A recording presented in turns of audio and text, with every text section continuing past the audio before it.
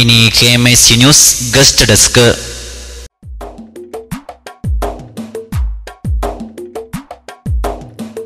ഇരുളിൻ പുക നീക്കിടാം, കരളിൽ ഹിമപൂച്ചൂടാം, നേരിൻ തിരിനാളമിടാം, പാലിൽ ചിരിത്താരുതിരാൻ, കൈരളിയിൽ ഹൈറുണരാൻ, ശൈലങ്ങളിലും വിതറാം, തളിരിൻ ചെടി വിത്തുകളാൽ ഹരിത.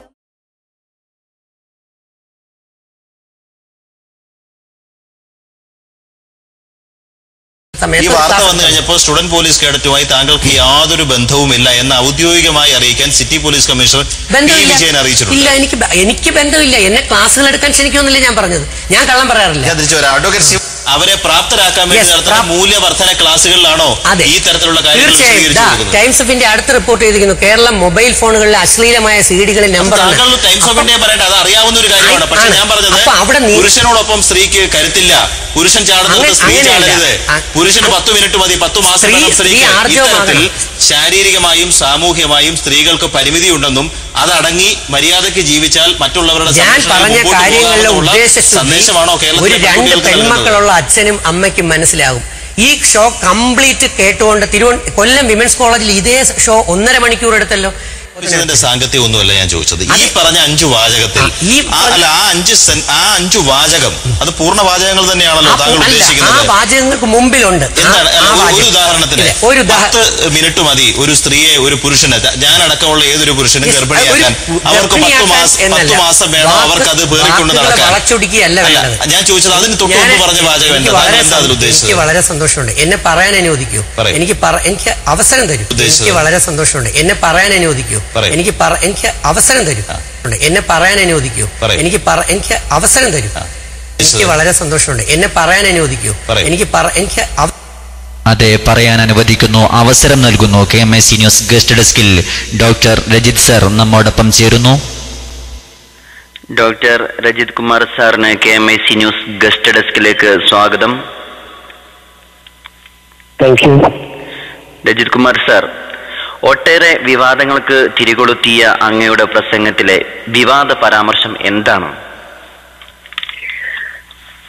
ഞാൻ പ്രസംഗിച്ചതിന്റെ മുഴുവൻ ഭാഗങ്ങളും ശ്രദ്ധിക്കാതെ വാക്യങ്ങളുടെ ഇടയിലെ ചില വാക്കുകൾ അടർത്തെടുത്ത് ചേർത്തുകൊണ്ട് ജനങ്ങളെ തെറ്റിദ്ധരിപ്പിക്കുന്ന രീതിയിലുള്ള ഒരു പ്രസന്റേഷനായിരുന്നു യഥാർത്ഥത്തിൽ ആ ഒരു ചാനലിലൂടെ വന്നത്.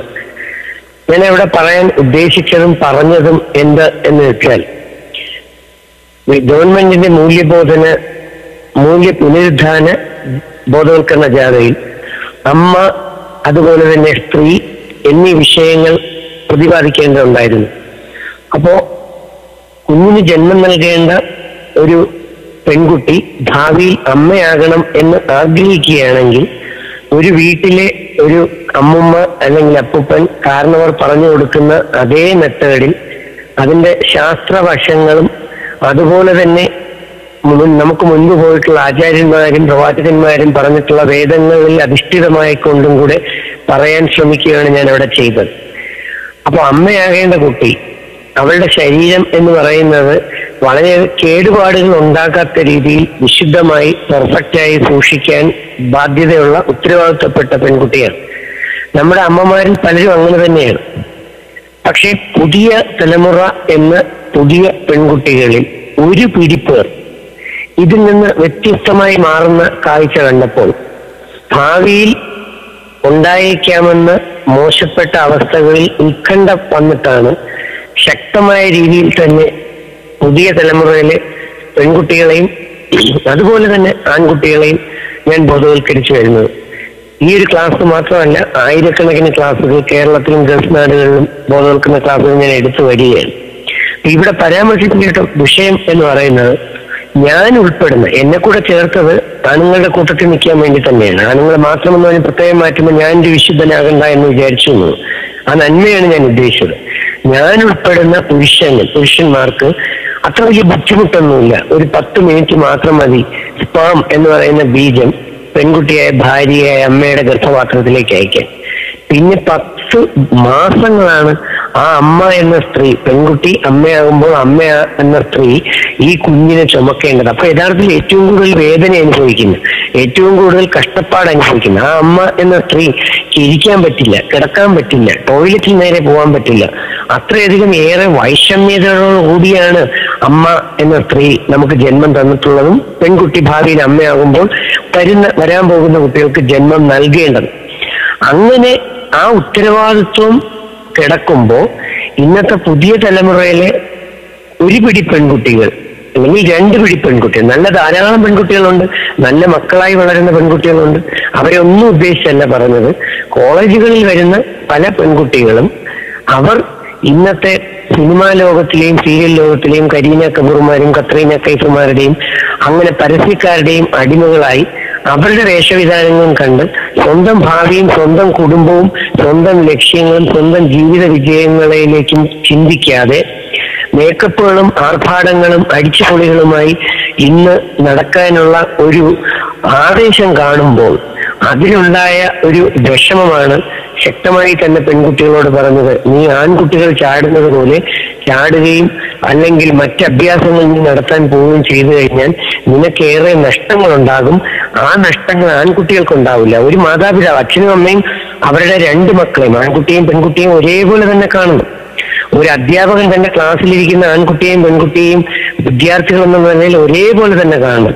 പക്ഷെ ഒരു ബയോളജിക്കലി നമ്മൾ സംസാരിക്കുമ്പോൾ, മെഡിക്കൽ സയൻസിൽ സംസാരിക്കുമ്പോൾ വളരെ കൃത്യമാണ് വിശുദ്ധ ഖുർആനിൽ പറഞ്ഞിരിക്കുന്നതും വേദങ്ങളിൽ പറഞ്ഞിരിക്കുന്നതും. സ്ത്രീ എന്ന് പറയുന്ന പെൺകുട്ടി ശ്രദ്ധയോടെ നടക്കണം, അതിലൊരു അടക്കവും ഒതുക്കവും വേണം എന്ന്. അതെനിക്ക് ഏറെ സ്വാധീനിച്ചത് കൊണ്ടാണ് ഞാൻ ആ വചനം എടുത്തത്. അപ്പോൾ അടക്കവും ഒതുക്കവും നമ്മുടെ പെൺകുട്ടികൾ ഇപ്പോ വളരെ കുറഞ്ഞു വരുന്നു. ഈ അടക്കവും ഒതുക്കവും കുറയുമ്പോൾ എന്ത് പറ്റും എന്ന് ചോദിച്ചു കഴിഞ്ഞാൽ, അമേരിക്ക പോലെയുള്ള, ജർമ്മനി പോലെയുള്ള യൂറോപ്യൻ രാജ്യങ്ങൾ സയൻസിൽ മുൻപന്തിയിലെത്തിയവർ ഇപ്പൊ റിപ്പോർട്ട് ചെയ്ത് തുടങ്ങിക്കഴിഞ്ഞു. സ്ത്രീ എന്ന് പറയുന്ന അമ്മ ഗർഭിണിയായിരിക്കുമ്പോൾ അകത്തുണ്ടാകുന്ന ചിന്തകൾ, ആ സ്ത്രീയുടെ ഉള്ളിലൂടെ പോകുന്ന വിചാര വികാരങ്ങൾ, ഇതെല്ലാം തന്നെ കുഞ്ഞുങ്ങളിലേക്ക് സ്വാധീനിക്കാൻ കഴിയും എന്നും ഒക്കെ. അപ്പൊ നല്ല ഒരു തലമുറ, എന്റെ ലക്ഷ്യം എന്ന് പറയുന്നത് നല്ല ഒരു ഭാവി തലമുറ ഇപ്പോഴത്തെ ഈ പെൺകുട്ടികൾക്കും ആൺകുട്ടികൾക്കും അവരെക്കാൾ വളരെ നല്ല കുഞ്ഞുമക്കൾ, അവർക്ക് നല്ല തലമുറ, നല്ല ഒരു മക്കളുണ്ടാകണം എന്ന ആഗ്രഹവും ഇതിനകത്തുണ്ട്.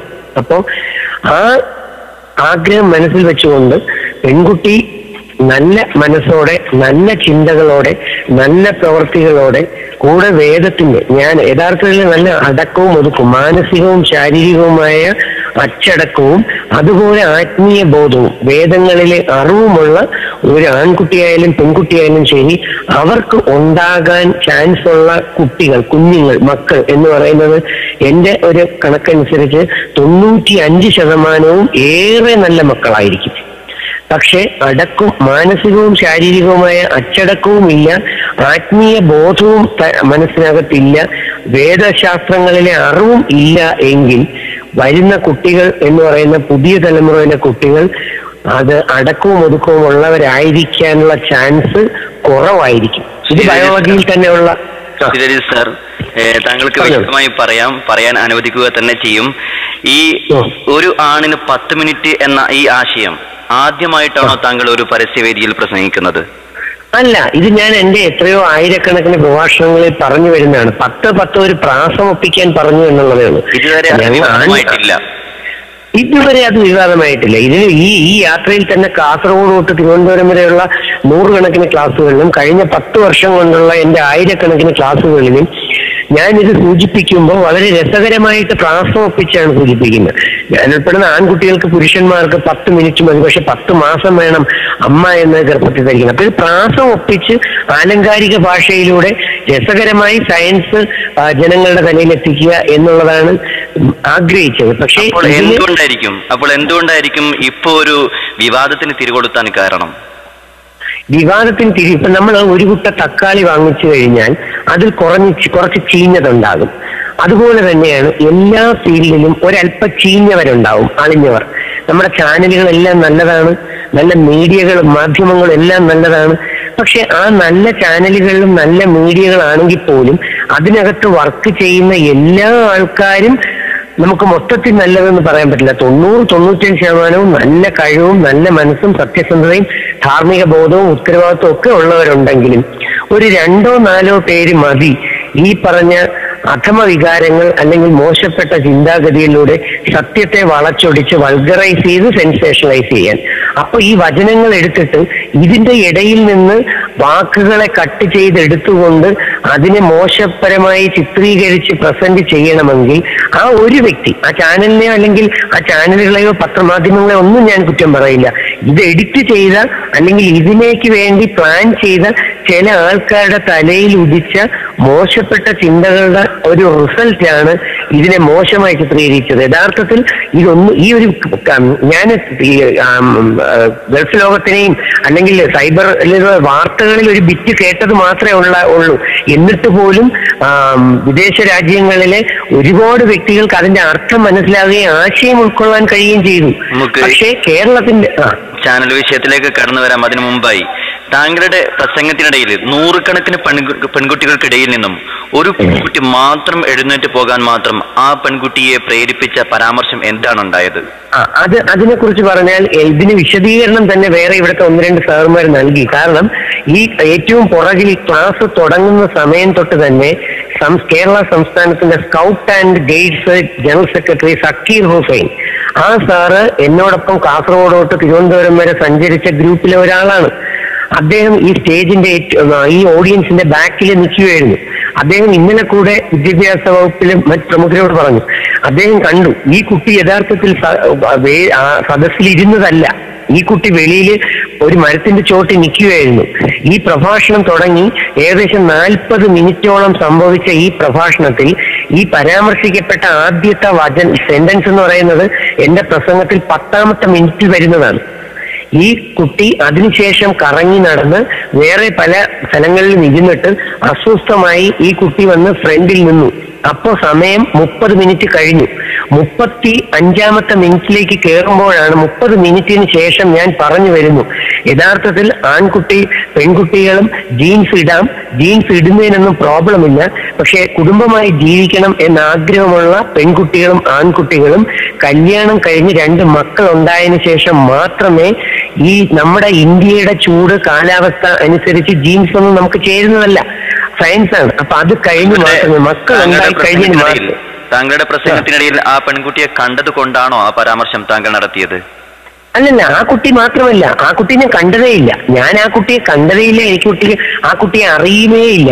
പക്ഷെ ഇത് ഞാൻ എല്ലായിടത്തും പറയുന്ന പരാമർശമാണ്. കാരണം ജീൻസ് ഇട്ട് 2 കാര്യങ്ങൾ ഇതിനകത്തുണ്ട്. അപ്പൊ ഈ കുട്ടി കൂക്കിട്ടയിലേക്ക് വരാം.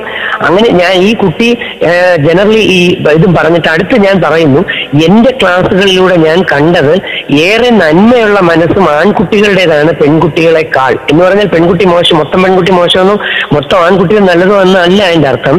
യഥാർത്ഥത്തിൽ ഒരു അമ്മയുടെ വേദന ഏറ്റവും കൂടുതൽ അറിയേണ്ടത് പെൺകുട്ടികളാണ്.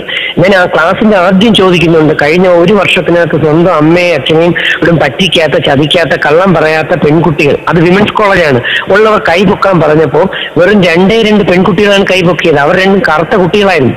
അപ്പൊ ഞാൻ ചോദിക്കുന്നു, യഥാർത്ഥത്തിൽ ഇതല്ലേ സൗന്ദര്യം? നമ്മൾ പെൺകുട്ടികൾ പലരും മേക്കപ്പ് തൊട്ട് ത്രെഡിങ് നടത്തി വേഷവിധാനം നടത്തിക്കൊണ്ട് നടക്കുകയും എന്നിട്ട് സ്വന്തം പെറ്റ അമ്മയും അച്ഛനെയും വാപ്പയും ഉമ്മയും പറ്റിക്കാൻ മനസ്സ് കാണിക്കുകയും ചെയ്തു കഴിഞ്ഞാൽ നിങ്ങളെ എങ്ങനെ സുന്ദരികൾ എന്ന് പറയാൻ പറ്റും?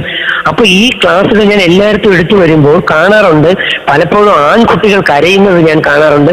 അവർ സ്റ്റേജിൽ കയറി വന്ന് കുറ്റബോധത്തോടെ തന്നെ ഏറ്റു പറയും, ഞാൻ ഇന്നു മുതൽ ഉമ്മയും വാപ്പയും പറ്റിക്കില്ല, അച്ഛനെയും അമ്മയും പറ്റിക്കില്ല, ഞാൻ സത്യസന്ധനായിരിക്കുമെന്ന് ആൺകുട്ടികൾ പറയുമ്പോൾ പെൺകുട്ടികൾ കയറി വന്ന് പറയുകയോ അല്ലെങ്കിൽ പ്രവർത്തിക്കുകയോ ചെയ്യുന്നതിൽ നമ്പർ കുറവായിട്ട് തോന്നി. അപ്പൊ തെറ്റേറ്റു പറയാൻ പലപ്പോഴും മുമ്പിലോട്ട് വരാൻ ആൺകുട്ടികൾ മുൻകൈ എടുത്തിരുന്നത് കൊണ്ടാണ് എന്റെ ക്ലാസ്സുകളിലൂടെ എനിക്ക് ആൺകുട്ടികളെ ആണ് കൂടുതൽ നന്മയുള്ളതായി എനിക്ക് കാണാൻ കഴിഞ്ഞത് എന്ന് ഞാൻ പറഞ്ഞത്. അപ്പൊ ഈ പ്രോഗ്രാമിൽ അത് കഴിഞ്ഞ് ഞാൻ വീണ്ടും പറയുന്നു, പെൺകുട്ടി ശക്തി ആർജിക്കേണ്ടത് കരാട്ടെ പഠിച്ചോ കുംഫു പഠിച്ചിട്ടോ ഒന്നുമല്ല. ഒരു പെൺകുട്ടി ശക്തി ആർജിക്കേണ്ടത് മാനസികമായിട്ടാണ്. അവളുടെ ശരീരമല്ല, മനസ്സ് ശക്തമായിരിക്കണം. അതുപോലെ കണ്ണുകളിൽ അഗ്നിയായിരിക്കണം. വേണ്ടാത്ത പയ്യന്മാരോട് ഒരൊറ്റ നോട്ടം നോക്കിയാൽ തന്നെ ആ പയ്യന്മാർ പെൺകുട്ടികളുടെ കണ്ണുകൾ അഗ്നിയായിരിക്കണം. വാ തുറന്നാൽ ജ്ഞാനമേ വരാവെന്ന് പറയുന്നതും ആ വോയിസ് റെക്കോർഡർ എൻ്റെ ഉണ്ട്. 2 പ്രാവശ്യം ആ കുട്ടി കൂവി. അപ്പൊ നേരത്തെ പരാമർശിച്ച 10 മിനിറ്റിന്റെ സ്പേമും 10 മാസം ഗർഭവും അമ്മയുടെ വിലയും ആ അടങ്ങി ഒതുങ്ങി പെൺകുട്ടി നടക്കണമെന്ന് പറയുന്നത് എന്റെ പ്രഭാഷണത്തിന്റെ ആദ്യത്തെ 10ാമത്തെ മിനിറ്റിലാണെങ്കിൽ ഈ കൂക്ക് നടന്ന തീർച്ചയായിട്ടും ആ കുട്ടി നിന്ന് അവിടെ 2 കൂക്കിട്ടതിന് ശേഷം ആ കുട്ടി ഒരൊറ്റ പോക്കങ്ങ് നടന്നു പോവുകയായിരുന്നു. ആ സമയം ഓഡിയൻസ് മുഴുവൻ ഷോക്ക് അടിച്ചതുപോലെ ആ പെൺകുട്ടിയെ നോക്കുകയും എന്നിട്ട് എല്ലാവരും ധരിച്ചു ആ പെൺകുട്ടിയെ കോളേജിൽ നിന്ന് സസ്പെൻഡ് ചെയ്യുമെന്നാണ് പലരും വിചാരിച്ചത്. അത് ഉണ്ടാകാതിരിക്കാനാണ്. ആ പെൺകുട്ടിയുടെ ആ പെരുമാറ്റത്തെ ഒരു അഹങ്കാരമായി വ്യാഖ്യാനിച്ചാൽ താങ്കൾക്ക് എന്ത് പറയാനുണ്ട്? തീർച്ചയായിട്ടും അഹങ്കാരമായിട്ട് ഞാൻ എടുക്കുന്നില്ല. കാരണം അതും എൻ്റെ ഒരു മകൾ തന്നെയാണ്. നമ്മൾ അങ്ങനെ ഞാൻ അങ്ങനെ ഇതുവരെയും ചിന്തിച്ചില്ല. ആ കുട്ടിയെ അങ്ങനെ ചിന്തിപ്പിച്ചതിന് പുറകിൽ ആ കുട്ടി ഇതിനു മുമ്പ് തന്നെ പല വേദികളിലും അല്ലെങ്കിൽ പല സമയങ്ങളിലും ആ കുട്ടി പ്രതികരണവും അല്ലെങ്കിൽ കാര്യങ്ങൾ വ്യക്തമായി മനസ്സിലാക്കാതെ വികാര ആവേശത്തിൽ അവിടെ നമ്മൾ പലപ്പോഴും അതുകൊണ്ടാണ് ഖുർആൻ പറഞ്ഞത് ക്ഷമയാണ് ഏറ്റവും ശക്തമായിട്ട് വേണ്ടത്. അതാണ് ഏറ്റവും വലിയ ശക്തി എന്ന് പറയുന്നത്. ക്ഷമയോടെ നിന്ന് പറയുന്നത് എന്താണെന്ന് കേൾക്കാൻ മനസ്സ് കാണിക്കാതെ തുടക്കത്തിലെ തന്നെ ഈ ഇതിനോട് വൈരാഗ്യവും ദേഷ്യവും തോന്നുന്ന ഒരാളിന്റെ തലയിൽ പ്രഷർ കൂടിയിരിക്കാനുള്ള ചാൻസ് കൂടുതലാണ്. അങ്ങനെ തലയ്ക്കകത്ത് പ്രഷർ കൂടി വന്നാൽ പിന്നെ നന്മ ഏത് തിന്മ ഏത് എന്ന് തിരിച്ചറിയാൻ വലിയ ബുദ്ധിമുട്ടായിരിക്കും. അതൊരു സയൻസാണ്. അപ്പൊ ഈ കുട്ടിക്ക് പിന്നെ വന്ന അല്ലെങ്കിൽ പറഞ്ഞതിലെ സത്യങ്ങളോ നന്മയോ ആ കുട്ടിക്ക് ഒരുപക്ഷെ മനസ്സിലാക്കാൻ കഴിഞ്ഞിട്ടില്ല എന്ന് തോന്നുന്നു. ആ കുട്ടി വേറൊരു ചാനലിൽ ഒരു മാതൃഭൂമി ചാനലിൽ ഞാൻ കണ്ടു. ആ കുട്ടി ഇന്റർവ്യൂ നടന്നപ്പോൾ ആ കുട്ടി പറയുന്നുണ്ട് ഞാൻ കൂടിയത് സാർ ആൺകുട്ടികളാണ് ഏറെ നല്ലത് എന്നും പെൺകുട്ടികളെക്കാൾ എന്ന് പറഞ്ഞു. 80% ആൺകുട്ടികളെ പൊക്കി പറയുകയും 20% പെൺകുട്ടികളെ പൊക്കി പറയുകയും ചെയ്തപ്പോഴാണ് ഞാൻ കൂടിയതെന്നും ഒരുപക്ഷെ സാറിന് ഒരുപാട് അറിവുണ്ട് ഒരുപക്ഷെ ഞാൻ മനസ്സിലാക്കിയതിലെ തെറ്റായിരിക്കാം എന്നൊക്കെ പറഞ്ഞ ആ കുട്ടിക്ക് ഇപ്പൊ പുനർചിന്തനം വന്നു തുടങ്ങിയ ഒരു മാതൃഭൂമി ചാനലിൽ ഞാൻ കണ്ടു. ആ കുട്ടി പറയുന്നത് കേട്ടു. അതുകൊണ്ട് ആ കുട്ടിയെ ഞാൻ ഒരിക്കലും അഹങ്കാരി എന്ന് മുദ്രകുത്തില്ല. അതൊരു പാവകുട്ടിയായിരിക്കാം. പക്ഷെ ആ കുട്ടിയുടെ കൂട്ടുകാരോ സഹകരണങ്ങളോ അല്ലെങ്കിൽ ആ കുട്ടിക്ക് പ്രതികരണം ശ്രദ്ധിക്കപ്പെടാൻ വേണ്ടി നമ്മൾ പലപ്പോഴും നെഗറ്റീവ് സാധനങ്ങൾ പെട്ടെന്ന് ശ്രദ്ധിക്കുമല്ലോ. പത്രമാധ്യമങ്ങൾ എടുത്തു കഴിഞ്ഞാലും ബലാത്സംഗം പീഡനം എന്നത് എഴുതുമ്പോഴാണ് ഏറ്റവും നല്ലതെന്ന് വിചാരിക്കുന്നത് അല്ലെങ്കിൽ പത്രത്തിൽ ന്യൂസ് ഉണ്ട് എന്ന് വിചാരിക്കുന്ന സ്ഥലത്ത് ഈ 1000 കുട്ടികളിൽ 999 പേരും സത്യസന്ധരായി എന്ന് സത്യം ചെയ്യുന്നതിൽ പത്രത്തിൽ വാർത്ത വന്നില്ല. അതിൽ ഒരു കുട്ടി നെഗറ്റീവ് കാണിച്ചപ്പോൾ അത് വാർത്ത വന്നു. അപ്പൊ നെഗറ്റീവ് വാർത്തകൾക്കാണ് ഇന്ന് പല ജനങ്ങളും അല്ലെങ്കിൽ പല വ്യക്തികളും താല്പര്യപ്പെടുന്നു എന്നുള്ളതും കൂടെ ഇതിനകത്ത് നമ്മൾ ശ്രദ്ധിക്കേണ്ടതുണ്ട്. സത്യമാണ് അറിയേണ്ടത്. ഇനി നമുക്ക് ചാനലിലേക്ക് കടന്നു വരാം. നിങ്ങൾ പരസ്യമായി ചാനലിലേക്ക് അഭിമുഖത്തിന് വേണ്ടി വിളിച്ചു വരുത്തുകയും താങ്കൾക്ക് പ്രാതിനിധ്യം തരാതെ തന്നെ ആ പെൺകുട്ടിക്ക് പ്രാതിനിധ്യം കൊടുക്കുകയും സൈബർ ലോകവും സോഷ്യൽ നെറ്റ്വർക്ക് സൈറ്റുകളും ഒന്നടങ്കം താങ്കളെ നെഞ്ചിലേറ്റുകയും ആ ചാനലിനോടും ആ ചാനലിലെ അവതാരകനെ എതിരെയും ശക്തമായ പ്രതിഷേധം രേഖപ്പെടുത്തുകയുണ്ടായി. എന്ത് തോന്നുന്നു താങ്കൾക്ക്? തീർച്ചയായിട്ടും എനിക്ക് സൈബർ ലോകത്തിനോടും അതുപോലെ ഞാൻ വലുതായിട്ടൊന്നും എനിക്ക് അങ്ങനെ സൈബർ ലോകത്തിലോ അല്ലെങ്കിൽ ഫേസ്ബുക്ക് അങ്ങനെ ഒരു വലിയ എനിക്ക് ഐഡിയകളോ കാര്യങ്ങളോ അല്ല. പക്ഷെ ഈ ഒരു വിഷയം വന്നതിന് ശേഷം ഞാൻ അഭിമാനിക്കുന്നു അല്ലെങ്കിൽ എനിക്ക് വളരെ സന്തോഷം തോന്നുന്നു. എന്നെപ്പോലെ ഇത്രയും നിസ്സാരനായ ഒരു ചെറിയ വ്യക്തിയെ വളരെ കുഞ്ഞു വ്യക്തിയെ ആ വ്യക്തിയെ ദൈവാനുഗ്രഹത്തോടെ സൈബർ ലോകവും അതുപോലെ തന്നെ ഇന്റർനെറ്റുകളും മറ്റും നോക്കുന്ന സോഷ്യൽ നെറ്റ്വർക്ക് സൈറ്റുകളിലെയും വളരെ മിടുക്കരായിട്ടുള്ള ബുദ്ധിയും കഴിവും പ്രാപ്തിയും ഒക്കെയുള്ളവർ ഇത് മനസ്സിലാക്കാൻ ശ്രമിക്കുകയും അവർ എന്നെ സ്നേഹിക്കുന്നു എന്ന് അറിഞ്ഞതിൽ ഞാനിപ്പോൾ അനുഭവിക്കുന്ന പീഡനത്തെക്കാൾ കൂടുതൽ എനിക്ക് ഏറെ സംതൃപ്തിയും സന്തോഷവും തരുന്നത് സൈബർ ലോകം തന്നെയാണ്. ആ ചാനലിൽ എന്നെ വിളിച്ചു, ഞാൻ ചെന്നു, സത്യങ്ങളും കാര്യങ്ങളും പറയാമെന്ന് വിചാരിച്ചാണ് ഞാൻ എൻ്റെ ഖുർആനും ബൈബിളും ഭഗവത്ഗീതയും എല്ലാം പൊക്കിക്കാണിക്കുകയും ടൈംസ് ഓഫ് ഇന്ത്യയിൽ ടൈറ്റ് ഡ്രസ്സ് ഇട്ട് കഴിഞ്ഞാൽ ഗൈനക്കോളജി പ്രോബ്ലം ഉണ്ടാകുമെന്നും ഇന്ന് ടെക്നോളജികളെല്ലാം വർദ്ധിച്ചു വരുമ്പോൾ കേരളത്തിൽ കൂടുതൽ ആശുപത്രികളും വരുന്നു. ആശുപത്രികളുടെ മുമ്പിൽ ബോർഡുകളുണ്ട് ഗൈനക്കോളജിക്ക് ആൻഡ് ഇൻഫെർട്ടിലിറ്റി ക്ലിനിക്. അപ്പം ലക്ഷക്കണക്കിന് രൂപ ചെലവാകും. അതിന്റെ ഒരു അടിസ്ഥാനത്തിലാണ് ശ്രദ്ധിക്കണമെന്ന് പറയാൻ വേണ്ടി ചാനലിലെത്തിയത്. പക്ഷേ ആ ചാനൽ, അതാ ഞാൻ പറഞ്ഞത്, ആ ചാനലിലെ അവതാരകൻ ആർക്കൊക്കെയോ വേണ്ടി പ്രവർത്തിക്കുന്നവർ. ആ ചാനലിലെ അവതാരകനെ ഞാൻ കുറ്റം പറയില്ല, അദ്ദേഹവും എൻ്റെ ഒരു മകനെ പോലെ തന്നെയാണ് ഞാൻ കാണുന്നത്. പക്ഷെ ആർക്കൊക്കെയോ വേണ്ടി ഒറ്റവാക്കിൽ മറുപടി എന്ന ഒരു ആശയത്തിലാണ് അദ്ദേഹം താങ്കളോട് ചോദ്യം ചോദിക്കുന്നത്. അങ്ങനെ ഇതിന് ഒറ്റവാക്കിൽ നമുക്ക് ഉത്തരം പറയാൻ പറ്റില്ലല്ലോ. കാര്യമല്ല, ഒറ്റവാക്കിൽ പറയുന്ന ഒരു നീ കൊന്നോ ഇല്ലയോ എന്ന് താങ്കളുടെ ആശയങ്ങൾ പൂർണ്ണമായി അനുവദിക്കാൻ പറയാതെ ചോദ്യം ചോദിക്കുന്ന അവസ്ഥയുണ്ടായി. എന്തായിരുന്നു അന്ന് അപ്പോഴുണ്ടായിരുന്ന മാനസികാവസ്ഥ?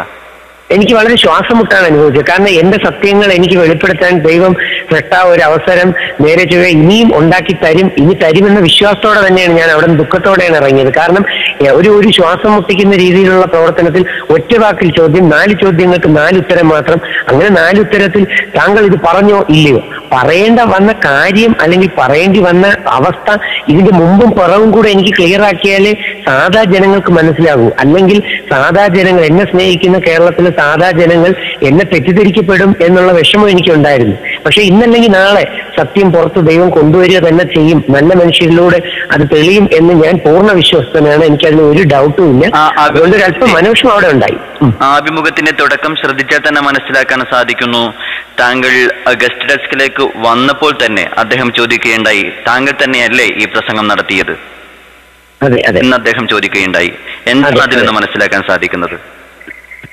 എന്നെ ക്രൂശിക്കപ്പെടുന്ന തരത്തിൽ അല്ലെങ്കിൽ ഇത് മുഴുവൻ തെറ്റാക്കി അല്ലെങ്കിൽ വൾഗറാക്കി മോശമാക്കി വെച്ചിട്ട് ഞാനത് അക്സെപ്റ്റ് ചെയ്യുന്നു എന്ന് പറഞ്ഞുകൊണ്ട് എന്നെ മോശക്കാരനായി ഞാൻ തന്നെ സമ്മതിച്ചു കൊടുക്കണം.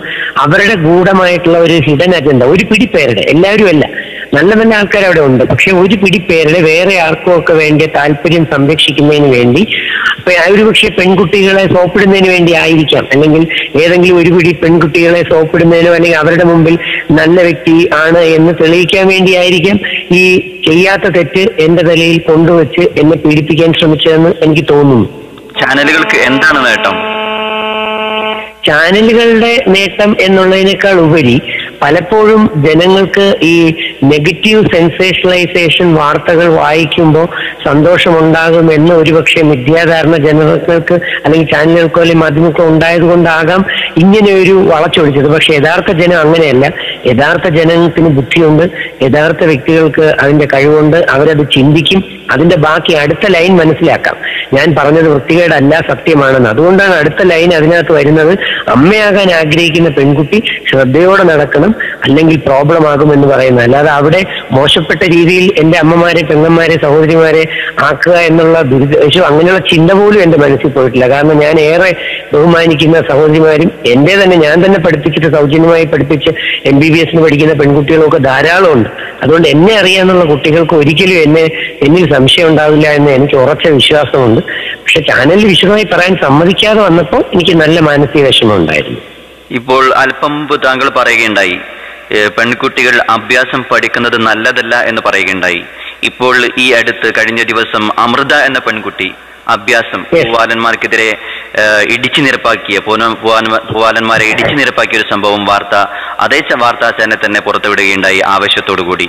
എന്ത് അതിനോട്?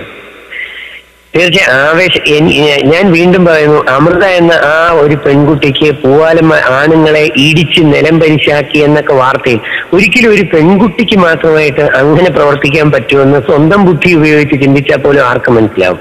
അത് നടക്കില്ല. കാരണം ഞാൻ അപ്പോഴും പറഞ്ഞത്, എപ്പോഴും പറയുന്നുണ്ട്, ഒരു പെൺകുട്ടിയുടെ ശരീരം സോഫ്റ്റ് ആണ്. ആ പെൺകുട്ടിക്ക് മൈക്ക് ടൈസൺ ഇടിക്കുന്ന കണക്കോ അല്ലെങ്കിൽ മുഹമ്മദ് അലി ഇടിക്കുന്ന കണക്കോ ഒന്നും നല്ല വെയിറ്റുള്ള ഇടിയോ അടി കൊടുക്കാൻ പറ്റത്തില്ല. അവർക്കൊക്കെ ഒരു ലിമിറ്റ് ഉണ്ട്. ഇപ്പൊ പോലീസ് സ്റ്റേഷനിലാണെങ്കിൽ പോലും വനിതാ പോലീസ് വനിതകളെ മർദ്ദിക്കാറുള്ളൂ. പുരുഷന്മാരെ അടിക്കുന്ന മർദ്ദിക്കുക അല്ലെങ്കിൽ എന്തെങ്കിലും ശിക്ഷിക്കണമെങ്കിൽ അത് ആണുങ്ങൾ തന്നെയാണ് എടുക്കുക. അപ്പൊ ഇതിലെ എനിക്ക് മനസ്സിലാക്കാൻ കഴിഞ്ഞത്, ഇതിലെ ഈ പറഞ്ഞ വണ്ടി ഓടിച്ചിരുന്ന ആണുങ്ങൾ അല്ലെങ്കിൽ ഈ ITI സ്കൂളിന്റെ അതിലെ ആൺകുട്ടികളെ മർദ്ദിച്ചത് ഈ അമൃത എന്ന പെൺകുട്ടി ഒറ്റയ്ക്കായിരിക്കുമോ എന്നുള്ളതിൽ എനിക്ക് സംശയമുണ്ട്. കാരണം ഒരു പെൺകുട്ടിക്ക് അങ്ങനെ 5-6 ആൺകുട്ടികളെ അടിച്ചു വീഴ്ത്താനൊന്നും കഴിയും എന്നെനിക്ക് തോന്നുന്നില്ല. അതിന്റെ പുറകിൽ ആരൊക്കെയാണെന്ന് അന്വേഷണത്തിൽ നടക്കുന്നതേ ഉള്ളൂ. ആ സത്യവും പുറത്തു വരും എന്ന് തന്നെയാണ്. കാരണം കോടതി കേസെടുത്തിരിക്കുന്നത് അതിനോടൊപ്പം വേറെ ആരൊക്കെയോ ഉണ്ടായിരുന്നു. അപ്പൊ ഈ കുട്ടി മുമ്പിൽ നിന്നിട്ടുണ്ടാവാം അല്ലെങ്കിൽ മുന്നോട്ട് വന്നിട്ടുണ്ടാവാം. അത് നല്ലത് തന്നെയാണ്. പൂവാലന്മാർക്കെതിരെ പെൺകുട്ടിയെ ശല്യപ്പെടുത്തുകയും പെൺകുട്ടികൾ ശല്യപ്പെടാൻ പാടില്ല.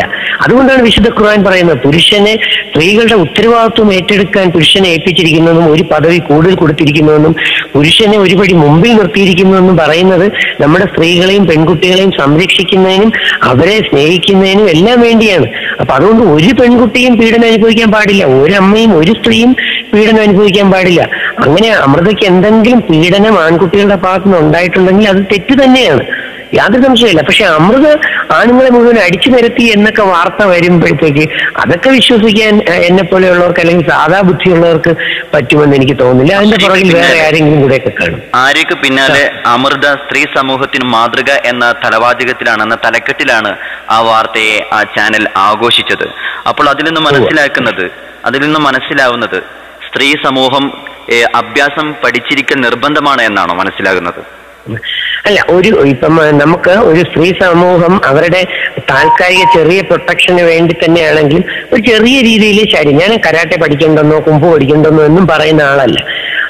കുടുംബമായി ജീവിക്കുന്ന ഒരു പെൺകുട്ടിയെ സംബന്ധിച്ച് അവൾ ആദ്യം ശക്തി പ്രാപിക്കേണ്ടത് മാനസികമായും പിന്നെ ജ്ഞാനത്താൽ അറിവാലുമാണ്. അറിവുള്ള ഒരു കുട്ടി, ഈ ഒരു നല്ല അറിവും ജ്ഞാനവും ഒക്കെ ഉള്ള ഒരു കുട്ടി, ഇപ്പൊ യൂറോപ്യൻ രാജ്യത്തിലായപ്പോലും 6 മണി 7 മണി കഴിഞ്ഞാൽ പെൺകുട്ടികൾ അങ്ങനെ പുറത്തിറങ്ങി സഞ്ചരിക്കുന്നൊന്നുമില്ല കുടുംബത്തിൽ പറഞ്ഞവർ. അപ്പൊ പെൺകുട്ടികൾ കുറച്ച് അഭ്യാസങ്ങൾ എന്ന് വെച്ചാൽ കായികവുമായിട്ടുള്ള അഭ്യാസങ്ങളൊക്കെ പഠിക്കുന്നതും എക്സർസൈസ് ചെയ്യുന്നതൊക്കെ വളരെ നല്ലത് തന്നെയാണ്. പക്ഷെ ഒരു പെൺകുട്ടി ശക്തി പ്രാപിക്കേണ്ടത് മാനസികമായും അതുപോലെ തന്നെ ജ്ഞാനപരമായുമാണ്, ആത്മീയപരമായിട്ടും. കാരണം അതിനെനിക്ക് ബെസ്റ്റ് പറയാനെന്ന് വെച്ചാൽ ബൈബിൾ തന്നെ ഒരു വചനമുണ്ട്, കണ്ണുകൾ ശരീരത്തിന്റെ വിളക്കാണ്. മത്തായി 6. നോട്ടം നല്ലത് എങ്കിൽ ശരീരം പ്രകാശിക്കും, നോട്ടം മോശമെങ്കിൽ കറുത്തിരുണ്ട് പോകും ശരീരം. അപ്പൊ നോട്ടം എന്ന് പറയുന്നത് വേണ്ടാത്ത രീതിയിലുള്ളതാണെങ്കിൽ ഏതൊരു വ്യക്തിയുടെയും, അപ്പൊ അത് സെക്ഷൽ ടൈപ്പ് ആവുമ്പോൾ പിറ്റ്യൂട്ടറി ഗ്ലാൻഡ് ആക്ടിവേറ്റ് ചെയ്യും, സെക്സ് ഹോർമോൺസ് പ്രൊഡ്യൂസ് ചെയ്യുകയും ചെയ്യും. അപ്പൊ അത് ആ വ്യക്തിയിൽ തന്നെ അത് ഇല്ലാതാകും, അല്ലെങ്കിൽ ശരീരം കേടാവും. നോട്ടം ശക്തമാണെങ്കിൽ നല്ലതാണെങ്കിൽ ശരീരം പ്രകാശിക്കും എന്ന് പറയുന്ന ഒരു സയന്റിഫിക് ആയിട്ടുള്ള ഒരു വേർഷനാണ്.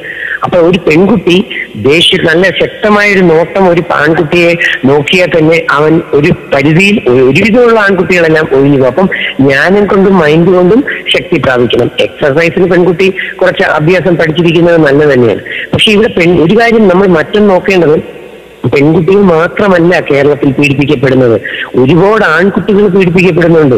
ഒരുപാട് പുരുഷന്മാർ സത്യത്തിൽ പല വീടുകളിലും പീഡനങ്ങൾക്ക് ഇരയാകുന്നുണ്ട്. പക്ഷെ അഭിമാനബോധം എന്ന് പറയുന്ന ഒരു സാധനം കൊണ്ട് ഈ ആണുങ്ങൾ അല്ലെങ്കിൽ ആൺകുട്ടികൾ ഇത് പുറത്ത് പറയുന്നില്ല. ആൺകുട്ടികൾ കുറച്ചുപേര് പറയുന്നു, ആണുങ്ങൾ പറയുന്നില്ല. വീട്ടിൽ പോലും കിട്ടാത്ത അച്ഛന്മാരുള്ളതായിട്ട് എനിക്ക് കേട്ടിട്ടുണ്ട്, ഞാൻ അറിഞ്ഞിട്ടുണ്ട്. അതുകൊണ്ടാണ് ആണുങ്ങൾ ഈ മദ്യപാനാസക്തിയിൽ കൂടി വരുന്നതും അല്ലെങ്കിൽ വീട്ടിൽ സ്നേഹം കിട്ടാതെ. ബൈബിൾ അത് കൃത്യമായി വരണം പറഞ്ഞിട്ടുണ്ട്.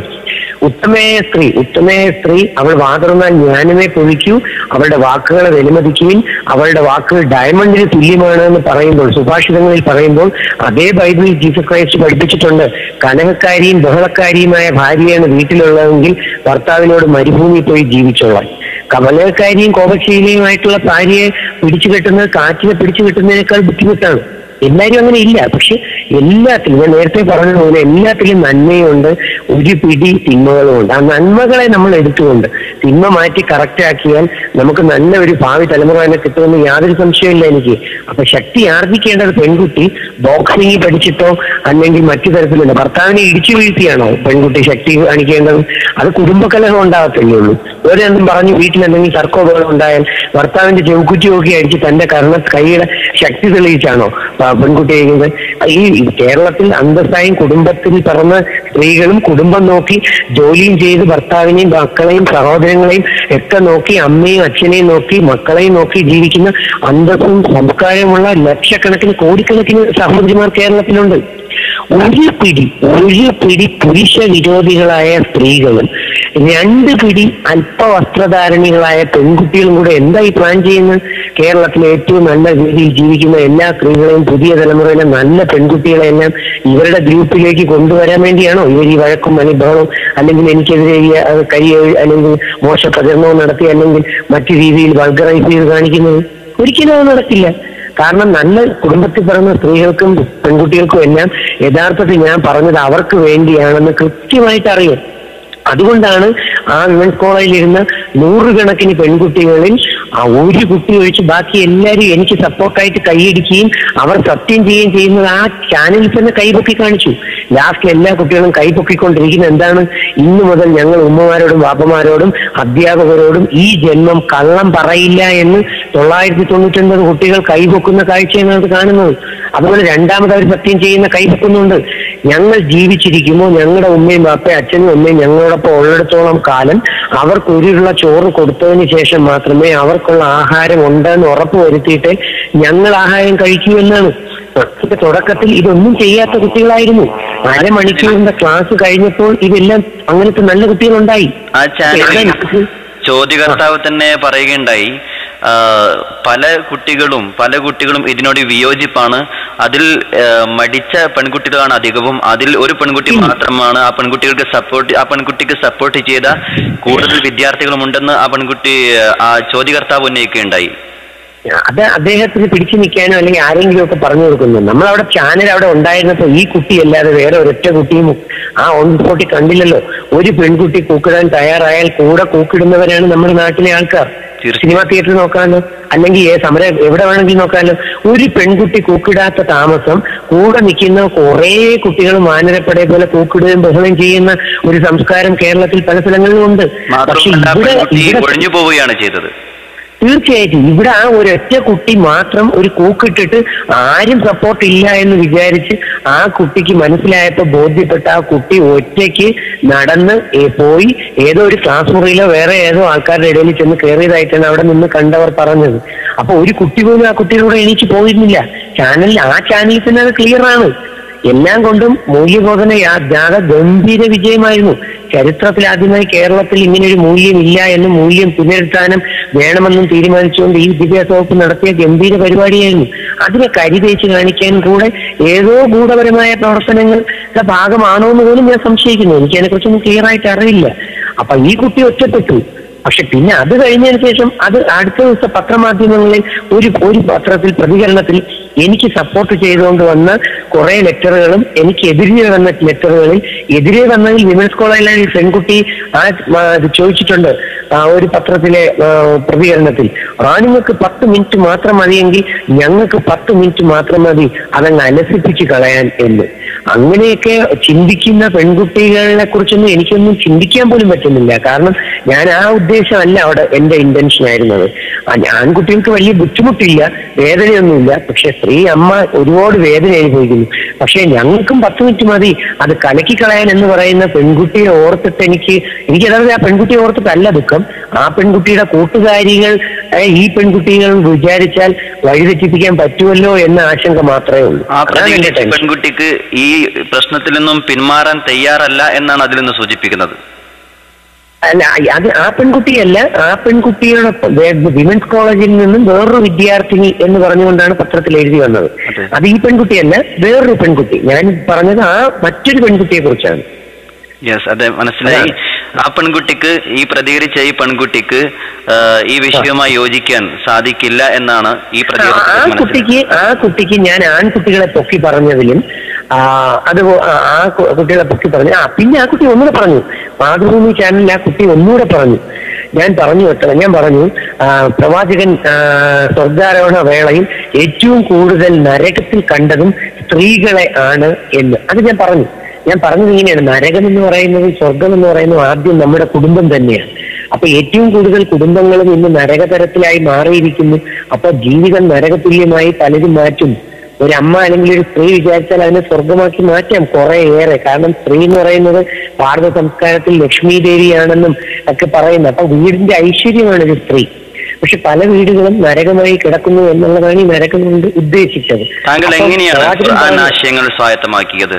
എന്താണ് ഞാൻ യഥാർത്ഥത്തിൽ അതിന് കാരണം, ഞാൻ 2007 എനിക്ക് ഇങ്ങനെ 2007 എനിക്ക് ചില ഫാമിലി പ്രോബ്ലംസും വേറെ പേഴ്സണൽ ആയിട്ടുള്ള കുറെ പ്രശ്നങ്ങളും എന്നെ അഭിമുഖീകരിച്ചു. ഞാൻ ചെയ്യാത്ത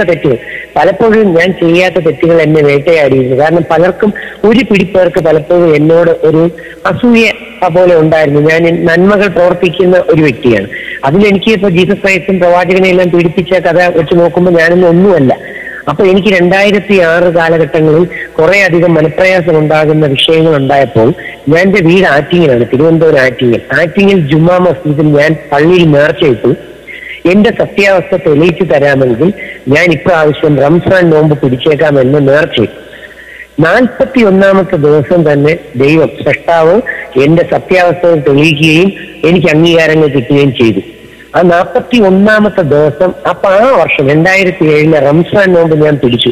പക്ഷെ ആ വർഷം മാത്രം പിടിച്ചേക്കാമെന്നാണ് ഞാൻ പടച്ചവന് വാക്ക് കൊടുത്തതെങ്കിലും പിന്നെ എനിക്ക് റംസാൻ നോമ്പ് വിടാൻ തോന്നിയിട്ടേ ഇല്ല. ഇന്നുവരെയും എല്ലാ വർഷവും ഞാൻ റംസാൻ നോമ്പ് പിടിക്കുന്നു. അതിനോടൊപ്പം തന്നെ ഞാൻ വേദം പഠിക്കാനും തുടങ്ങി. 2007 തൊട്ട് ഖുർആൻ, ബൈബിൾ, ഭഗവത്ഗീത ഈ വേദങ്ങൾ വായിക്കാൻ തുടങ്ങി. അങ്ങനെ ആണ് വായിച്ചു കഴിഞ്ഞപ്പോ എന്റെ മനസ്സിൽ ദൈവം തന്ന ആശയമായിരിക്കാം പുതിയ തലമുറയിലെ ഞാൻ നോമ്പനുഷ്ഠിക്കാറുണ്ട്. ഞാനിപ്പോ എല്ലാ വർഷങ്ങളിലും നോമ്പനുഷ്ഠിക്കാറുണ്ട്. ആലുവയിലുള്ള സമയത്ത് ആലുവ സേട്ടുപള്ളി സെക്രട്ടറിയോട് ചോദിച്ചാലും അറിയാം. ആലുവ സേട്ടുപള്ളിയിലാണ് ഞാൻ 30 ദിവസവും കിട്ടാനുള്ള ആരോഗ്യം എനിക്കില്ല. കാരണം എന്ന് വെച്ചാൽ എനിക്ക് നിങ്ങളെപ്പോലെ നിങ്ങളുടെ അമ്മയിൽ നിന്നും അച്ഛനിൽ നിന്നും ജീൻ കിട്ടിയിട്ടുണ്ട്. നിങ്ങൾക്ക് ആ പിടിച്ചു നിൽക്കാനുള്ള ആരോഗ്യത്തിന്റെ ജീൻ. ബയോളജിയിൽ ഒരു characteristic controlled by a gene എന്നാണ്. നിങ്ങൾക്ക് ജന്മജന്മാന്തരങ്ങൾ കൊണ്ടും എത്രയോ വർഷങ്ങൾ കൊണ്ടും കിട്ടിയ ശക്തമായ ജീൻ ഉള്ളത് കൊണ്ട് നിങ്ങൾക്ക് അസുഖം വരത്തില്ല. എനിക്ക് മാക്സിമം 26 ദിവസം 25 ദിവസം വരെയൊക്കെ പോകാൻ കഴിഞ്ഞിട്ടുള്ളൂ. അപ്പൊ അതിന്റെ ഇടയിൽ എനിക്ക് ചിലപ്പോ അസുഖം വന്നു പോകാറുണ്ട്, എനിക്ക് ക്ഷീണം വന്ന് വീണു പോകാറുണ്ട്. അപ്പൊ എന്നാലും ഞാൻ മാക്സിമം 26 വരെയൊക്കെ പിടിച്ചിട്ടുണ്ട്. 26 വരെ. 30 എനിക്ക് പിടിക്കാൻ കഴിഞ്ഞിട്ടില്ല. അപ്പൊ ഈ ഒരു ശക്തി ആ ഒരു അതൊരു റെസിസ്റ്റൻസി പവറാണ്. അത് അതിന്റെ ജീനുകൾ ആക്ടിവേറ്റ് ആവണം. ഒരു ഡിവൈൻ, അതും ഒരു മെഡിസിനാണ്, ഒരു മെഡിക്കൽ ഫീൽഡാണ്. അതും അവിടെയുണ്ട്. ഖുർആൻ, റംസാൻ നോമ്പ് അനുഷ്ഠിക്കും. ഒരു വർഷം ഞാനിപ്പോഴും പറയാറുണ്ട്, 2 വർഷം 1 വർഷം 2 പ്രാവശ്യം റംസാൻ നോമ്പ് വേണമെന്ന് ഞാൻ ചില വേദികളിൽ പറയാറുണ്ട്. ഇന്നലെ എനിക്കൊരു പ്രഭാഷണം ഉണ്ടായിരുന്നു ട്രിവാൻഡ്രം മുസ്ലിം അസോസിയേഷന്. അപ്പൊ 1 വർഷം 2 പ്രാവശ്യം ഉണ്ടെങ്കിൽ അത്രയും വ്യക്തി വിശുദ്ധീകരിക്കപ്പെടും. അങ്ങനെ റംസാൻ നോമ്പെടുത്തും മറ്റും ശരീരത്തിനെ വിശുദ്ധീകരിച്ചതിന് ശേഷം നിങ്ങൾ ഒരു കുഞ്ഞിനെ സൃഷ്ടിക്കാൻ പുതിയ തലമുറ ഇറങ്ങി നോക്കിയേ, നിങ്ങൾക്ക് ഏറ്റവും നല്ല കുഞ്ഞിനെ കിട്ടുന്ന ഒരവസ്ഥയുണ്ട്. എനിക്കറിയാം ഏറ്റവും നല്ല കുഞ്ഞുങ്ങളെ എങ്ങനെ സൃഷ്ടിക്കാമെന്ന് സയന്റിഫിക് സീക്രട്സ് എനിക്കറിയാം. പക്ഷേ വിവേകാനന്ദ സ്വാമി പറഞ്ഞിട്ടുണ്ട്, പുതിയ ആശയങ്ങളുമായി പുതിയ നന്മകളുമായി ഇറങ്ങുന്ന പുതിയ ആൾക്കാരെ പലപ്പോഴും പലരും സംശയദൃഷ്ടിയോടെ കാണുകയും അവരെ തടയുകയും ചെയ്യും. പക്ഷെ ഒരു നാൾ വരും അവർ അംഗീകരിക്കപ്പെടുന്ന ദിവസം. അന്ന് മുതൽ അവർ പറയുന്നത് ശരിയാണെന്ന് എല്ലാവർക്കും അക്സെപ്റ്റ് ചെയ്യേ പറ്റത്തുള്ളൂ എന്ന്. അപ്പൊ അതുകൊണ്ട് അങ്ങനെ വേദങ്ങൾ വായിച്ചു വന്നപ്പോൾ പുതിയ തലമുറയിലെ കുട്ടികൾ വേദം വായിക്കുന്നില്ല എന്ന് കണ്ടപ്പോ ഞാൻ ഇങ്ങനെ വേദത്തിന്റെ സന്ദേശം മുഴുവൻ ഖുർആൻ, ഞാൻ 5 ഖുർആനുകളാണ് വായിച്ചത്, 5 എണ്ണം. അതിന് 5ാമത്തെ ഫൈനലൈസ് ചെയ്തത് മെക്കയിൽ നിന്ന് പബ്ലിഷ് ചെയ്യുന്ന ഒരു മലയാള എഡിഷൻ.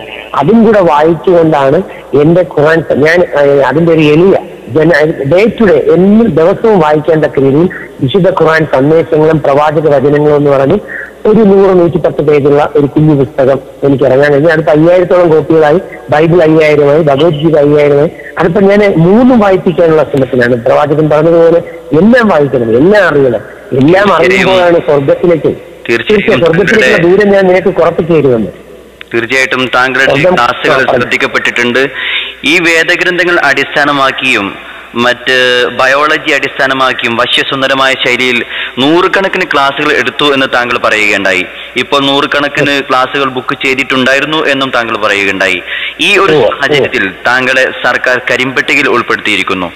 ഏത് സാഹചര്യത്തിലാണ് സർക്കാർ ഈ തീരുമാനം കൈക്കൊണ്ടത്? ചാനൽ വാർത്തയെ തുടർന്ന് എനിക്ക് വളരെ വിഷമമുണ്ട്. തീർച്ചയായിട്ടും ചാനൽ വാർത്തകളെയും പത്രത്തിലെ വാർത്തകളെയും വെച്ചുകൊണ്ട് തന്നെയാണ് എന്നെ അങ്ങനെ ഉൾപ്പെടുത്തിയിരിക്കുന്നതെന്നാണ് എനിക്ക് അറിയാൻ കഴിഞ്ഞത്. കാരണം ഇത് ഉൾപ്പെടുത്തിയെന്ന് അറിഞ്ഞത് കഴിഞ്ഞ ആഴ്ചകളിലായിരുന്നു. പിന്നെ പോലീസ് കമ്മീഷണർ ഓഫീസിലേക്ക് എന്നെ എൻക്വയറിക്കായിട്ട് കഴിഞ്ഞ ദിവസമാണ് വിളിച്ചത്. ആ വിളിക്കുന്നതിന് മുമ്പ് തന്നെ എന്നെ പട്ടികയിലാക്കി എന്നാണ് പറഞ്ഞത്.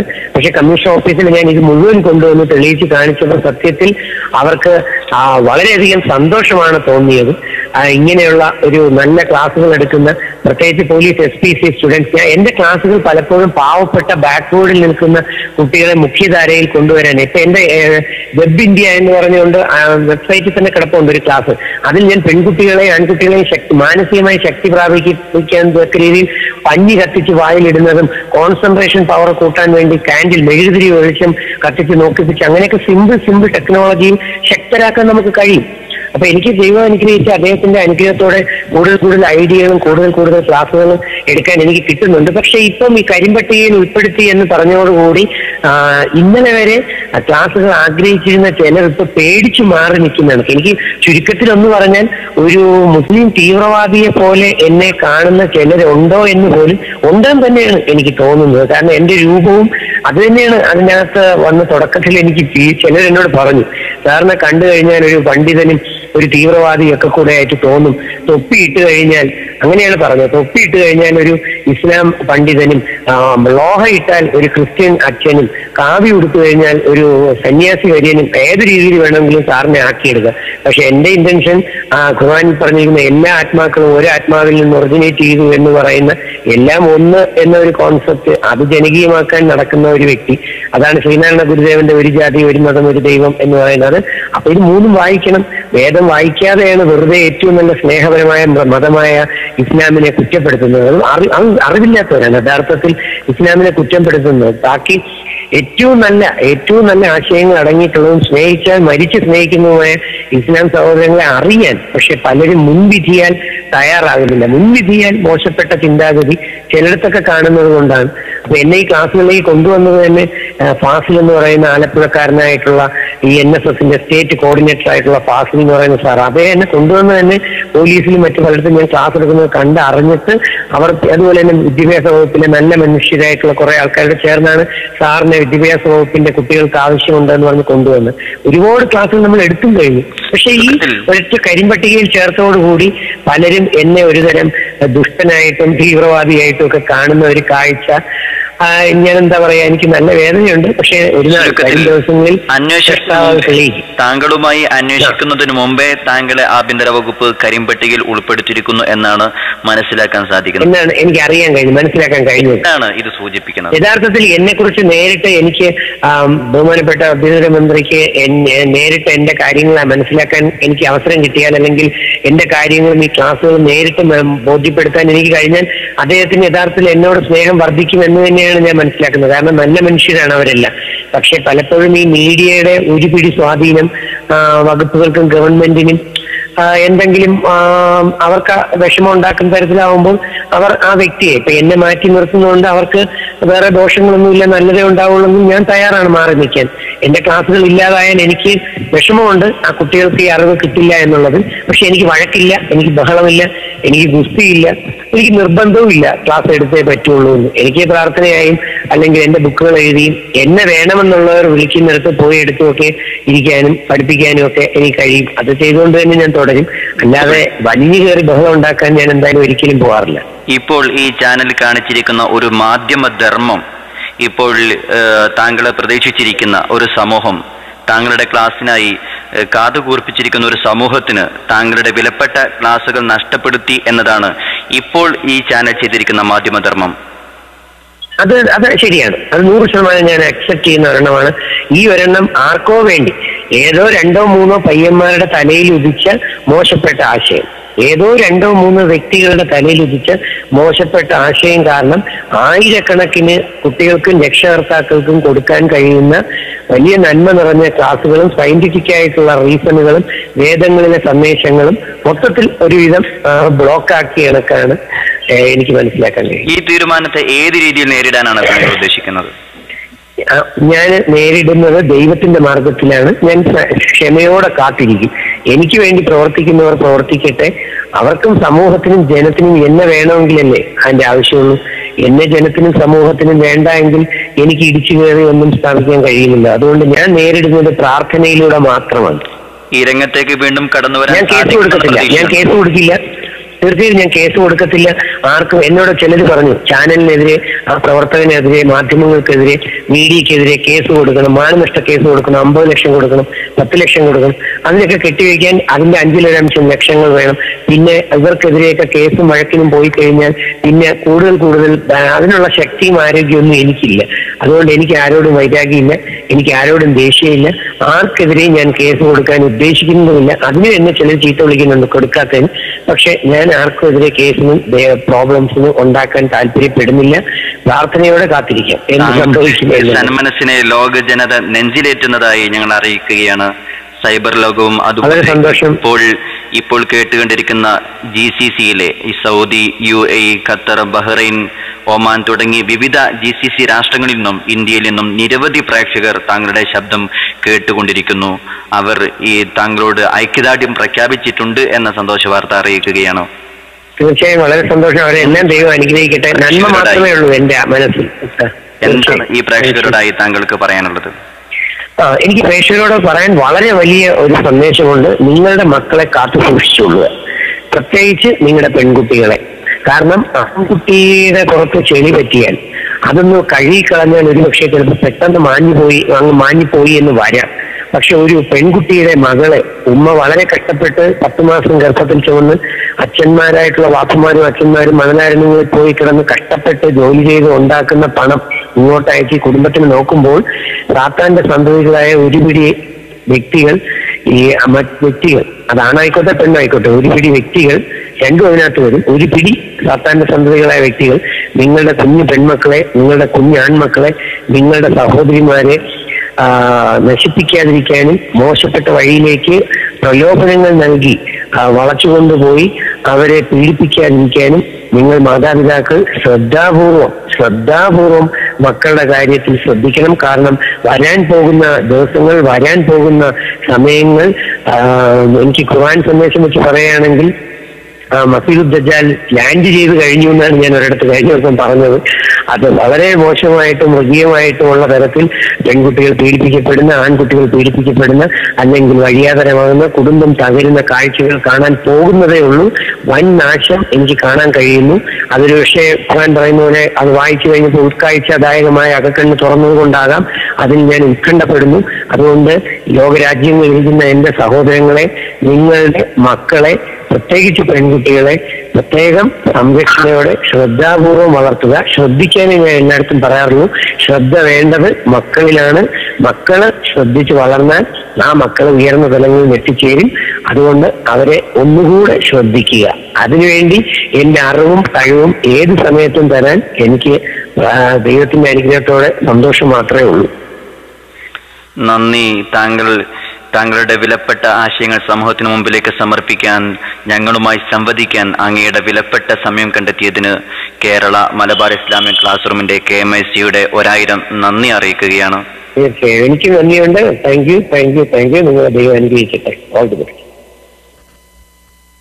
ഗസ്റ്റ് ഡെസ്ക് ഇവിടെ പൂർണ്ണമാകുന്നു. ഗസ്റ്റ് ഡെസ്കിൽ ഡോക്ടർ കെ രജിത് കുമാർ സാറിൻ്റെ വാക്കുകളാണ് ഇതുവരെ കേട്ടത്. Doctor K Rajith Kumar sir സമൂഹത്തോട് ചെയ്ത തെറ്റ് എന്താണ് എന്നൊരു ചോദ്യം KMIC ന്യൂസ് ഗസ്റ്റ് ഡെസ്ക് നിങ്ങൾക്ക് മുമ്പിലേക്ക് വെക്കുകയാണ്.